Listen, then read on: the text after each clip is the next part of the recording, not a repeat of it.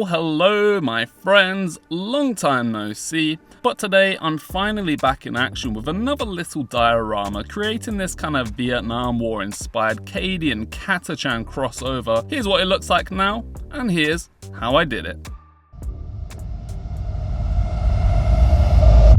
Swamp Rip. So the idea for this build was to create a little Spec Ops recon team who'd be wading through a river somewhere on some intelligence gathering mission, sort of loosely inspired by the imagery from the Vietnam War. And my regular old Cadians didn't quite fit the bill for this, so I decided to throw some Catachan parts into the mix to build 3 individual soldiers that fit the overall theme and had gear which matched their role within the team.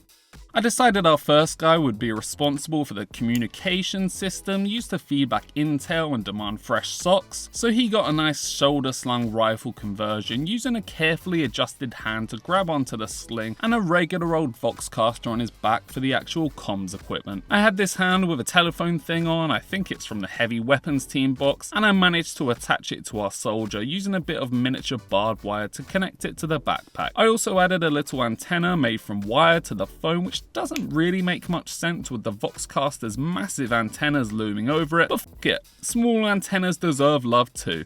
And by the way, is it antennas or antennae? I wanted my next boy to be the support gunner for the group, lugging around a big old machine gun to lay down suppressing fire. I mainly used the old and absolutely swole Catachan pieces for this, but I had to widen him out even further using some green stuff so he'd have a pose that could work with the LMG I'd be adding.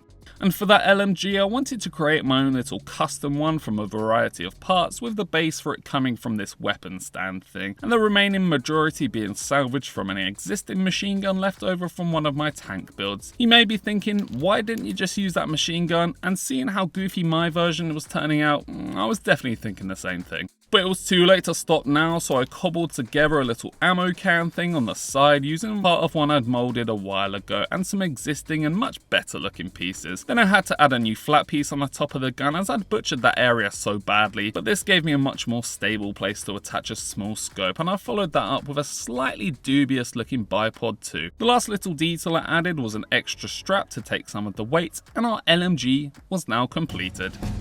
For our final guy, I wanted to create a bit of a marksman who could provide some slightly longer range fire capabilities for our recon team, and I got him started with another mix of Cadian and Catachan pieces for the extra pizzazz before getting to work on modifying his regular or boring las gun into more of a DMR.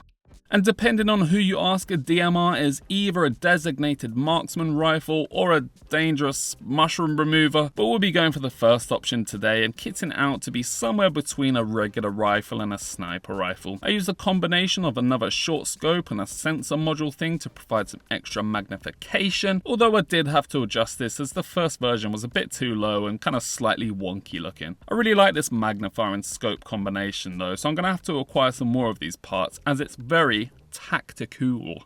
The rifle was looking slightly chode-like at this point, however, and I felt it could benefit from a bit of lengthening, as all of us fellas could, so I whacked on a makeshift silencer like the one from my sniper team video, using some styrene rod and a bit of green stuff to fill it. I had a bit of a spur of the moment idea here also to add some camo tape stuff to the silencer, which I did by wrapping a thin strand of green stuff around it. It ended up being maybe slightly too thick for this scale, so it's something I'll need to play around with in future, but I did quite like it. Now, our boys were missing a crucial element of the human condition at this point, being their bonces, and that's because I wanted to try my hand at making some little boonies for them. In my mind, boonies are the coolest of all the military headgear, and it felt quite fitting for a kind of Vietnam-inspired recon team to have them. So after doing a bit of cranial surgery, I added the first layer of the boonie, being the brim piece, using some green stuff. I thought it'd be easier to do these in 2 stages, as I was kind of able to manipulate the brims into the shape and then bulk out the top of the head with another blob once they'd cured, which helped to avoid kind of squishing each other up as I went along. And I wanted a bit of variety in them, so I folded up the side of the one on our comms guy, which ended up looking slightly ridiculous, but oh well. Then to add a bit more pizzazz, I gave each one a thin strand of green stuff around the top part and another piece as a kind of drawstring, which helped to make them feel a bit more complete. These are a bit harder to make than I thought they'd be. I think my first two were quite kind of wonky looking, but I kind of got the hang of it by this third one, which is probably my favourite one of the bunch. And this got me thinking that I should probably just remake the first two to look a bit more polished, but I couldn't be bothered, so fuck them. Anyway, our recon boys were now completely finished. They definitely had some rough spots here and there, but I was feeling reasonably confident that I could cover those spots up once I started painting. So, let's get to that. A little while ago, Green Stuff World had very kindly sent me out a bunch of their paints to try, and I thought I'd test them out in this build, going for a kind of loosely Vietnam War inspired green colour scheme. And I do use a lot of their products for my diorama builds already, but I haven't really used their paints much before, and I was kind of worried I wouldn't like them. But I have to say I'm really pleasantly surprised with how good these things are.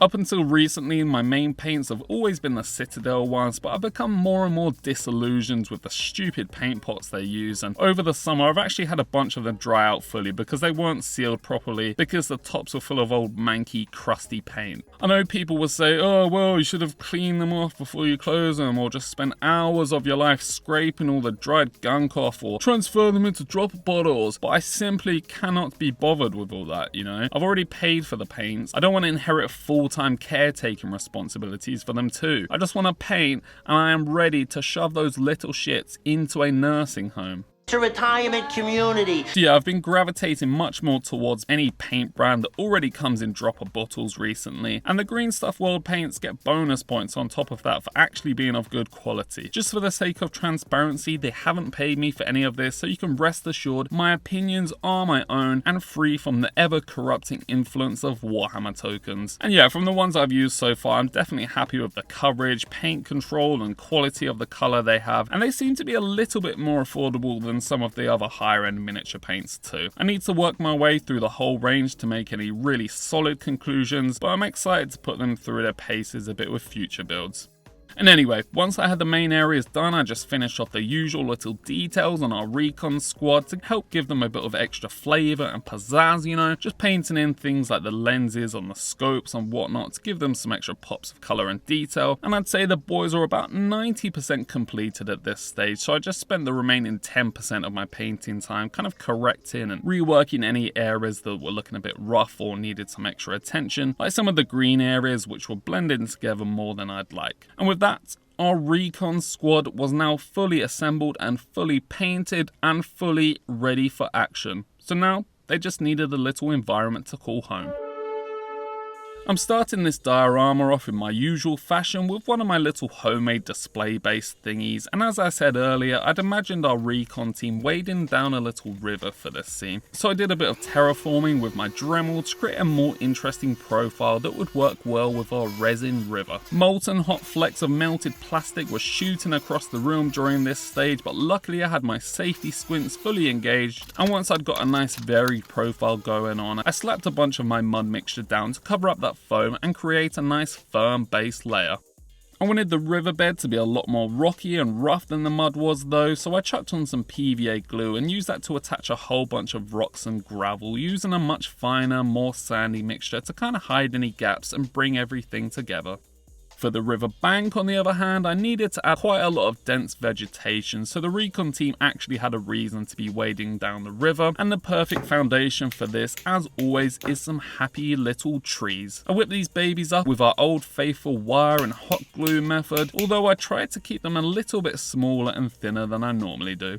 Obviously we don't want little weird ectoplasm trees though, so the mud mixture is back out to add some texture, and I decided to add some clumps of it on this rear edge too, with some rocks thrown in for good measure, as it was looking flatter than a badger on the M25 beforehand, and this should help make the profile slightly more interesting overall. Also, since this would be some kind of jungly environment, it would feel rude to not add any vines, and I decided to do this before the painting stage this time, as the extra layers of glue and primer and paint and everything else should give our tiny vinies some extra rigidity and strength. And that was it for the building really, quite basic and looking a bit sparse at the moment, but we'll be sorting that out very shortly. So for now, let me slap some paint on this son bitch. And actually the paint job may have been even more simple than the building, as often I'll spend hours trying to make little individual stones look nicely painted, only for them to be completely covered up by the foliage I add later on. So today I'm not doing that, I'm just going for some very simple muddy brown colours on the riverbank and a variety of little stony grey colours in the riverbed.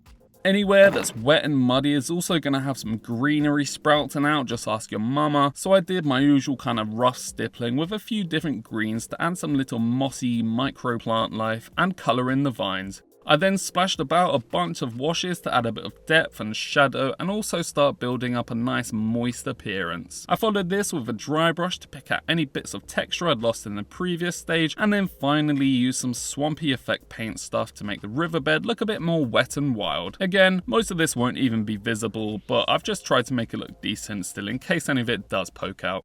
So now it was time for my favourite part of this build, which was adding a whole lot of greenery and plant life into the mix, starting with some juicy clump foliage on these trees, which I soaked with some watered down PVA glue, as the extra hardness will allow me to add some washes and paint here later on. I wanted this riverbank to be so super densely packed with vegetation that it would be almost impossible for our recon team to cover any real ground here, meaning there was an actual terrain reason for them to be wading down the river, instead of me just wanting them there because it looked cool. It's quite common to find tall grasses and reeds around riverbanks, so I wanted to add some to this build, which was a massive pain in the arse because this tall grass stuff is super fiddly and it's just a pain in the arse and annoying to attach in a way that looks semi-decent. And to be honest, when I trimmed it down to neaten it up a bit, I was really doubting whether I should have even bothered, as it was all looking a little bit diabolical, to be honest.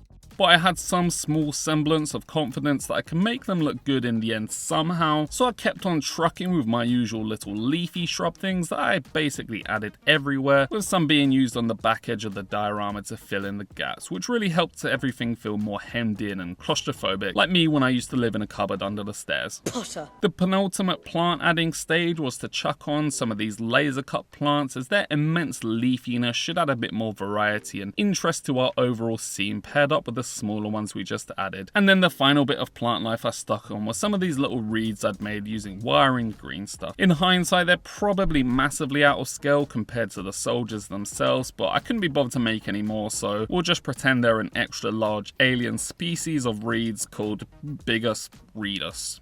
At this stage, all our foliage and plant life has been added, but it was all looking a bit bizarre as we had so many different colours and textures going on that didn't quite marry up. But fear not, my humble rat brood, as I was able to bring this all together a bit more using some green washes and a light overbrushing using some of those same green colours we had earlier. This is something I've been doing for a while now and really makes a massive difference for naturey builds like this, where you're using a variety of flocks and foliage.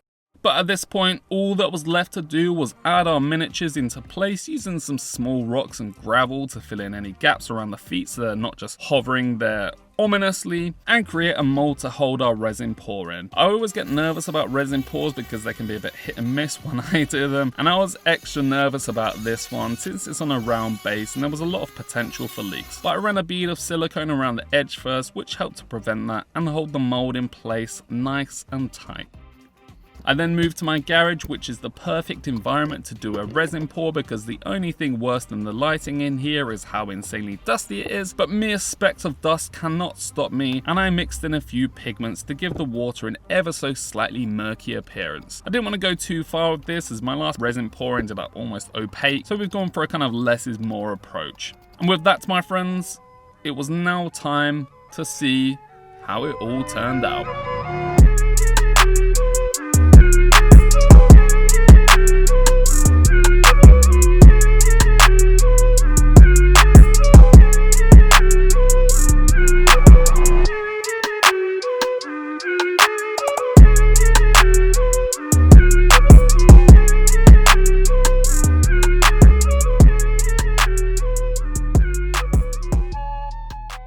And there we have it, looking pretty good overall. Obviously I've done a little bit of extra work off camera with the water ripples, but I wanted that to be a nice little unexpected treat for you. And I'm really happy with this build actually. I think I would have liked our recon squad to be a bit more central in hindsight, as they're kind of hugging the riverbank a bit more than I'd like, but that's a lesson learned for next time. My uploads have been very slow for a while now as I was completing a course I had to do for work, you know, stupid real life stuff, which took more and more of my free time, needing less hobbying time. But as of the moment this video is uploaded, it is officially finished, and your boy will be delving back into the swamps at much more regular intervals. So stay tuned and let me know if there's any builds you'd like to see on the channel. And as always, I have been your friendly neighborhood swamp rat, and I will see you very soon in another video. See ya.